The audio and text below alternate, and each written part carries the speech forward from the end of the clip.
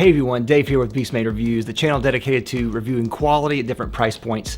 Now, guitars rock. I'm a guitar player and I've been playing for a long time, since I've been a teenager.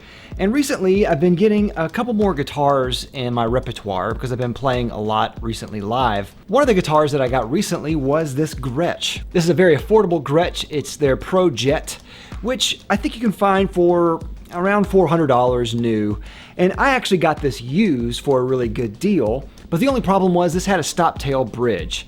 And typically with Gretches, like the Gretsch sound is kind of having that floaty Bigsby type of warble there. But the guitar was such a good deal and it was virtually new and I bought it anyway. And I already had in the back of my mind to change out the stop tail into a tremolo bridge. And that's the topic of this video today. I found an easy way to swap out any kind of Les Paul style bridge, like I have here, and change it into a tremolo bridge. But I wouldn't necessarily call this a cheap mod. This is something that is going to be a very quality component on your guitar. And so it doesn't come cheap, but it is, I think, the best solution that you have for a Les Paul style bridge, turning it into a tremolo without having to drill holes and install a Bigsby, which is a pain in the neck. So here are the two things that I bought. The first one is a Schillinger roller bridge. And there are a couple of roller bridges on the market that fit a Les Paul style Tune-o-matic style bridge, but I went with Schillinger because it's a very reputable brand. I knew they have really high quality components and you can adjust a lot of different things on here. And of course, the radius of the bridge went along with the radius of my fretboard. And this is kind of just extra. You don't have to get a roller bridge if you don't want to, but it helps. Because of the Tune-o-matic style bridge that was already on there, it kind of snags the strings a little bit, so having a roller bridge is just a little bit extra. But this is the main thing right here, and this is a Duesenberg Les Trem 2. Duesenberg by themselves make incredible guitars. Some of the best guitars I've ever seen. Never played one personally, but I've known a couple people that have had them, and of course I know really high profile players like John Mayer, Joe Walsh, Bob Dylan, Matthias Asato. They play with Duesenbergs, and they have this bridge right here, which is just a spring bridge that fits on like a Les Paul style thing.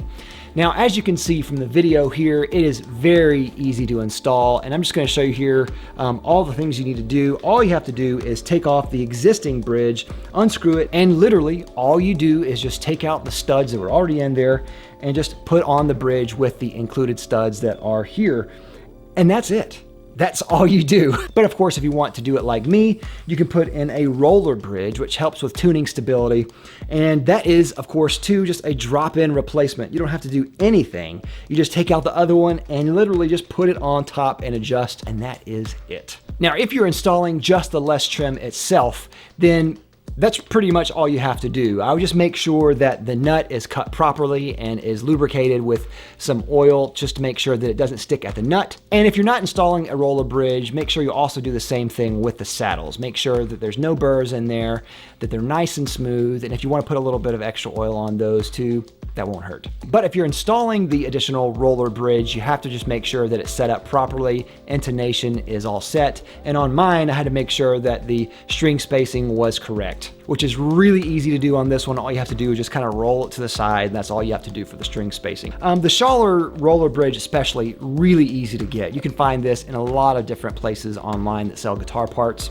The Duesenberg Trem was a little bit more difficult. I couldn't really find places that sold it, but they did have it on eBay, and it's not exactly cheap. This was about $100 for this. But even with all the adjustments that I made, it's still a better guitar than the other alternative with the Bigsby that I could have gotten for full price. And this is cheaper with all those parts included. So after everything is said and done, I couldn't be more pleased. It plays great, sounds great. I find no difference in the sustain at all, maybe even a little bit more because of the added mass of the bridge. And of course, hear it for yourself.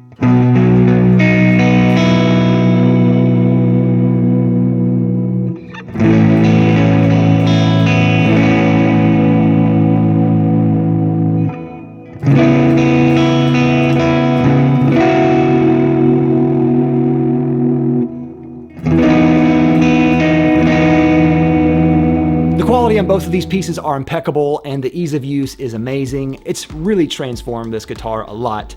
So I could not be more happy with my purchases here and thrilled with how this turned out, and I think it looks amazing. I think it looks really cool. If you're interested in these, I'll have links down below to the best place where you can find them. And that's all I have. What do you think? Let me know your thoughts down below. I'd love to hear it. More content coming, more guitar related content coming too, so stay tuned for that.